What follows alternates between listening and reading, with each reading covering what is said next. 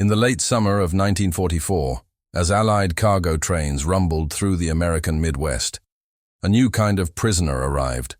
German military women, members of the Wehrmacht auxiliary services captured in Western Europe. Their uniforms were faded, their discipline intact, and their pride unbroken by defeat. Among them stood Helga Richter, 31 years old, once an agricultural surveyor in Bavaria, now a prisoner of war bound for an American internment camp near Fort Devens, Massachusetts. The fields passing beyond the train window seemed endless, corn stretching to the horizon, golden under a cloudless sky. To Helga and her companions it looked absurd. In Germany, maize was feed for pigs and cattle, coarse and indigestible, a crop unfit for human tables. The prisoners whispered among themselves, laughing quietly at the thought of Americans wasting their fertile land on animal fodder. When they reached the camp, the air was thick with the scent of harvest. American soldiers grilled corn over open fires, brushing each ear with butter, salt, and pepper. The Germans stared in disbelief as men and women bit into steaming kernels, smiling as though enjoying some delicacy.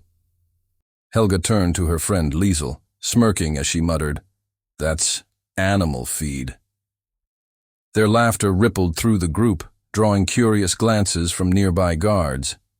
To them, this simple act of cooking corn seemed proof of American ignorance, a nation that didn't know the difference between livestock feed and food fit for soldiers. The irony was lost on them then. Sweet corn, the variety that filled American farms and tables, was unlike the hard, starchy field maize of Europe. Centuries of selective breeding had turned it into a soft, sugary vegetable prized for its flavor and texture. But to the arriving prisoners, shaped by years of propaganda and scarcity, the idea of roasting corn was comic, even pitiful. As they settled into their barracks that first evening, the smell of grilled corn drifted across the compound, mingling with the distant notes of a radio playing American swing music. Helga dismissed it all with a bitter laugh, unaware that this humble vegetable, dismissed, ridiculed, and misunderstood, would soon dismantle her certainty and become the first quiet teacher in her journey from mockery to transformation. By early autumn 1944, the rhythms of captivity had settled over Fort Devens like a strange and uneasy peace. The camp stood surrounded by tall pines and barbed wire, its wooden barracks warmed each morning by the smell of American kitchens preparing breakfast for guards and prisoners alike. German women performed assigned duties, laundry work, clerical filing, and tending the small camp garden that grew beans, cabbage, and tomatoes. Yet every afternoon, the same sight returned to provoke their disbelief. American soldiers gathered outside the mess hall, grilling rows of corn over glowing embers, chatting and laughing as if this golden crop were the treasure of their nation. Helga Richter watched each time with narrowed eyes, her professional pride as an agricultural surveyor stung by the thought that a modern nation could take such pleasure in animal feed. One October afternoon, an unexpected invitation arrived. Lieutenant Eleanor Hayes, a young agricultural liaison from Iowa, entered the women's compound carrying a basket piled high with freshly picked ears of corn. She explained through a translator that the camp would hold a cooking exchange where German and American women could share recipes. The German prisoners exchanged amused looks, convinced the Americans would soon embarrass themselves. Helga volunteered to observe, eager to confirm her assumptions. Inside the kitchen, Hayes began demonstrating the process, boiling the ears briefly, then brushing them with butter, seasoning them with salt, and laying them across the hot grill until their kernels glowed with caramel color. The aroma filled the room, sweet, warm, and utterly unfamiliar. Helga folded her arms, remarking in German, "They polish their pig feed before eating it." Her companions laughed softly, but curiosity flickered behind their mockery. When Hayes finally offered the roasted corn for tasting, Helga hesitated, then accepted out of politeness. The first bite startled her. The kernels burst between her teeth like sugared milk, tender and rich, nothing like the coarse feed she had known in Germany. A silence fell around the table as the others followed, their expressions changing from ridicule to astonishment. For the first time, Helga's certainty cracked. What she had dismissed as crude ignorance revealed itself as refinement she had never encountered. The flavor lingered, sweet, humbling, and quietly revolutionary. In the weeks that followed that first bewildering taste, something subtle began to shift inside the German women's compound at Fort Devens. Curiosity replaced mockery, and questions replaced laughter. Each afternoon, when Lieutenant Eleanor Hayes supervised agricultural work in the camp garden, Helga Richter began to linger near the fences, studying the way American crops were handled. Hayes noticed her interest, and one morning in late October, offered her a translated pamphlet on hybrid corn research from Iowa State College. The pages described breeding programs stretching back a century, experiments in sweetness, yield, and resilience that had transformed maize from animal feed into a symbol of abundance.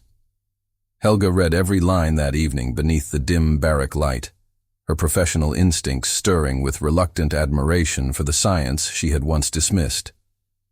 Her training told her that selective breeding could indeed alter starch composition, sugar content, and kernel tenderness, but she had never imagined a nation investing such ingenuity in a single crop. In Germany, agriculture had long favored rye, barley, and wheat, the grains of tradition and efficiency. Corn was barely considered a human food source, its cultivation restricted to animal fodder and marginal land. Yet here, in America, it was celebrated, improved, and cherished. The next morning, Helga joined Hayes in the garden, asking guarded questions through an interpreter.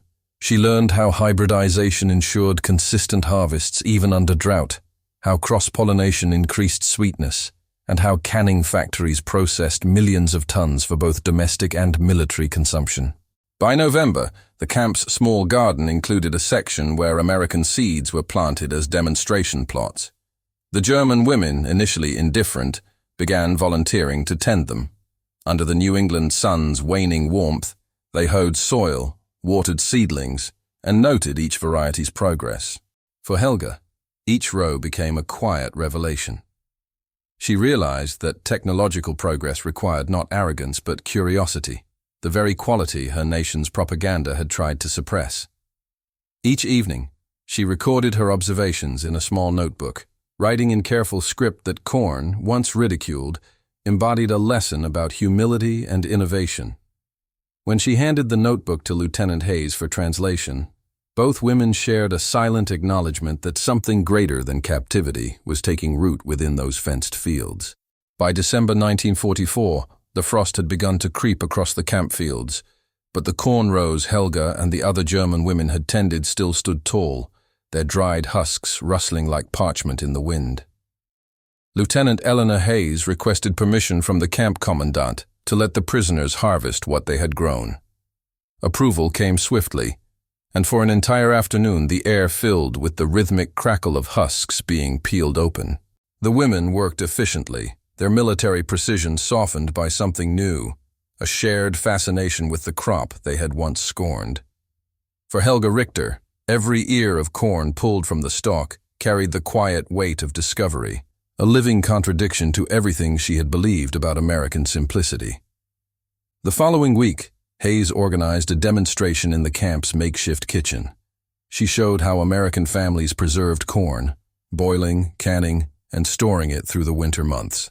Helga assisted, measuring sugar ratios and noting sterilization techniques. When Hayes explained that hybrid sweet corn retained its flavor for months when sealed properly, Helga realized she was witnessing an agricultural sophistication built not upon military efficiency, but upon the quiet genius of civilian innovation. The camp's Red Cross representative, an older agronomist from Kansas, brought additional materials, pamphlets from the U.S. Department of Agriculture detailing soil rotation, pest control, and yield comparison charts. Helga studied them with the same diligence she once gave to Wehrmacht logistical reports, but this time the purpose was neither command nor conquest. It was understanding. During one particularly cold evening, the women gathered inside the barrack to roast part of their own harvest. The sweet aroma filled the narrow space, mingling with the scent of wood smoke and distant pine. They ate in silence at first, then began to discuss how such a crop could change post-war Europe if properly cultivated.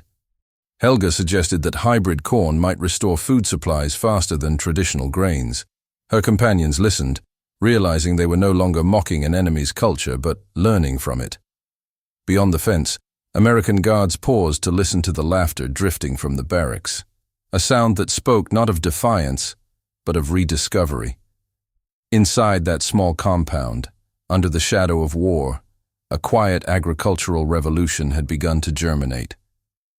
By early January 1945, the Wyoming winter hardened into brittle silence, yet within Camp Laramie's fences, a quiet curiosity had taken root. The German women, once defiant and skeptical, now approached every mealtime with the analytical precision of scientists rather than prisoners. Lieutenant Eleanor Hayes organized a series of structured cooking sessions, teaching them methods of corn preparation used in Midwestern households, grilled with butter and salt, baked into casseroles, or ground for cornbread. Each demonstration blurred the line between captor and captive, turning suspicion into study. The prisoners recorded everything meticulously, filling worn notebooks with notes on texture, sweetness, and preservation times. Helga Richter, formerly an officer who measured success by logistical outcomes, now measured it by taste, aroma, and efficiency of yield. Her most profound revelation came when Hayes invited her to taste a corn pudding made with milk and sugar. The creamy texture and warmth stunned her. She compared it to the coarse field corn mash once rationed to livestock in Saxony. That evening she wrote in her diary that America's power might not lie in its weapons, but in its ability to turn abundance into culture. Other prisoners echoed her sentiments, admitting that their mockery had masked an inherited ignorance. What they once called tear fodder, animal feed, had become a symbol of adaptation and resourcefulness. Even the camp guards noticed a subtle shift. Conversations around the mess hall grew civil, humor replaced hostility, and curiosity softened the sharp edges of ideology. Outside, trucks from nearby farms arrived to donate surplus corn for educational use, a gesture that bewildered the German women accustomed to wartime deprivation. Helga oversaw the sorting and cataloging of kernels for a small seed-saving experiment she initiated with Hayes' approval.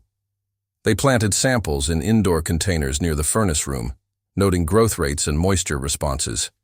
It was a modest project, but to Helga, it symbolized something immense, the possibility of rebuilding through learning rather than conquest. The camp's barbed wire still stood, the world's war still raged beyond the horizon, but within that frozen pocket of Wyoming, shared discovery began replacing division. In the warmth of the kitchen's glow, enemies were not converted, but quietly educated, and knowledge became the only true act of surrender.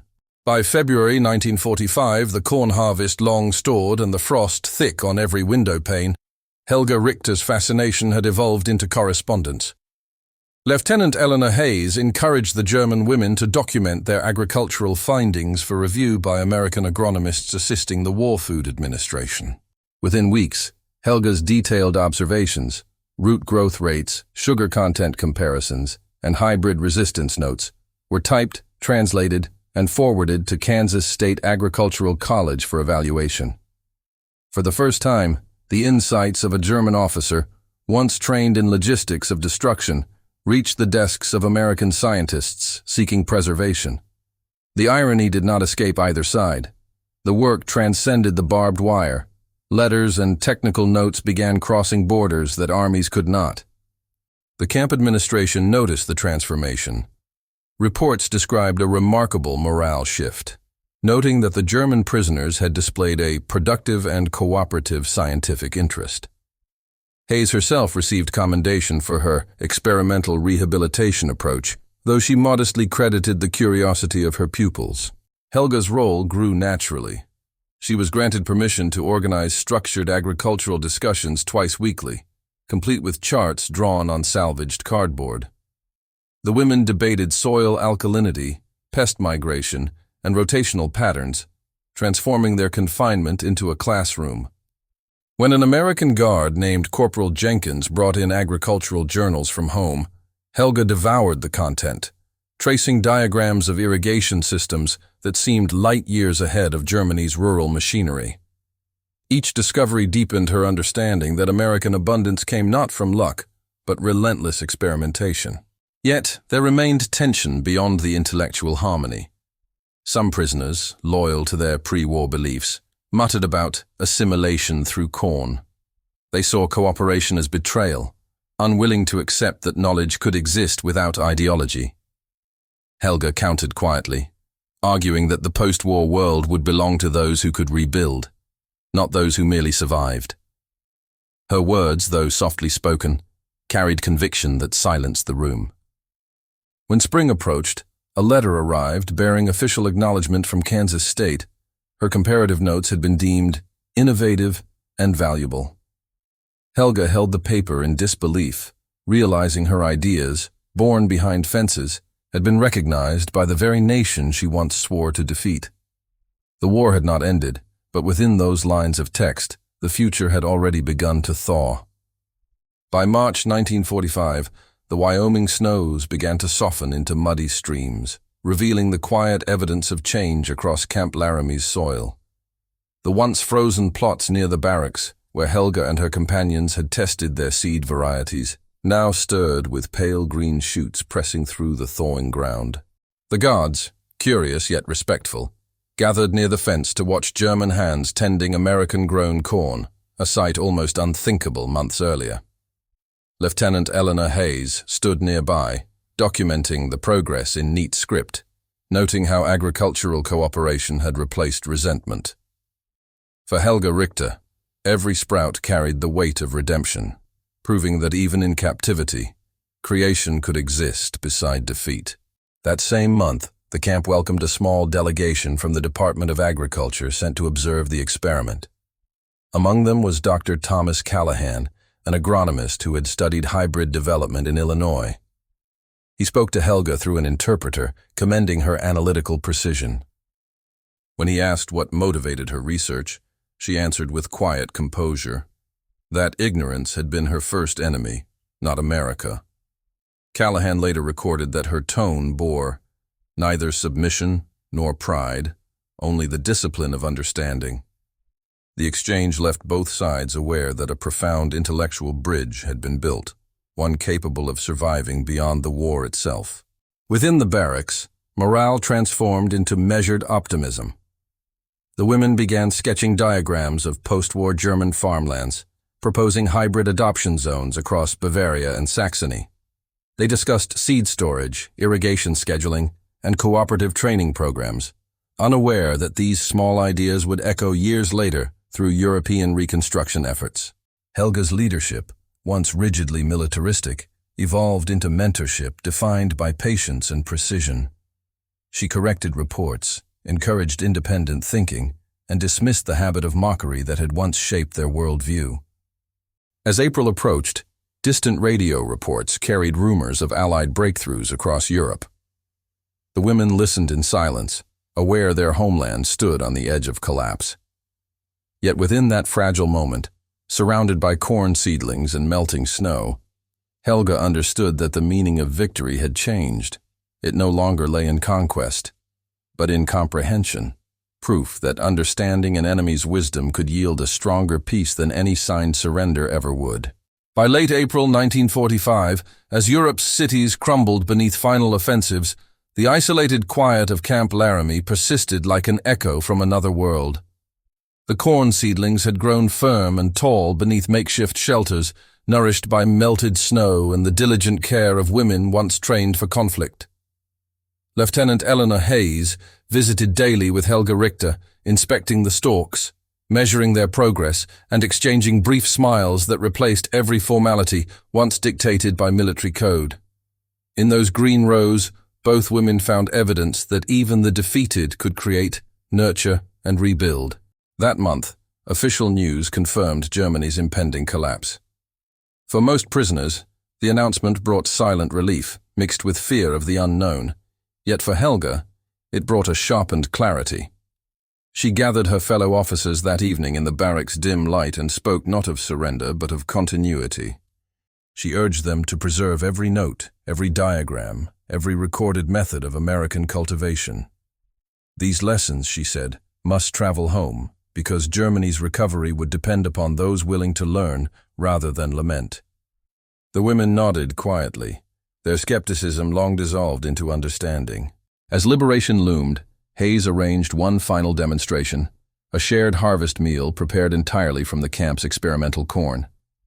The guards, prisoners, and Red Cross officials sat together in the mess hall as golden kernels steamed upon tin trays. No one spoke during the first bites. Only the warmth of recognition filled the silence. To Helga, the flavor carried more meaning than any propaganda or uniform. It was the taste of progress, born not from victory, but humility.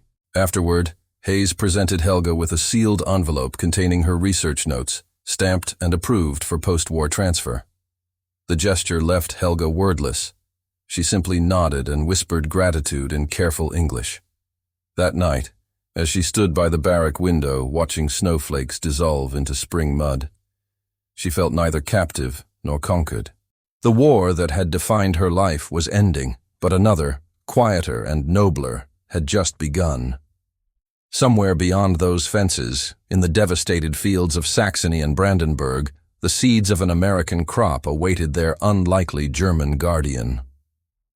By June 1946, the war was over, the camps dismantled, and the long process of repatriation had scattered prisoners across a ravaged continent. Helga Richter stepped off the transport train into a Germany she barely recognized, a landscape of shattered spires, hollowed factories, and fields stripped bare by famine. The air reeked of soot and silence, the economy paralyzed, and the soil exhausted from years of forced requisition.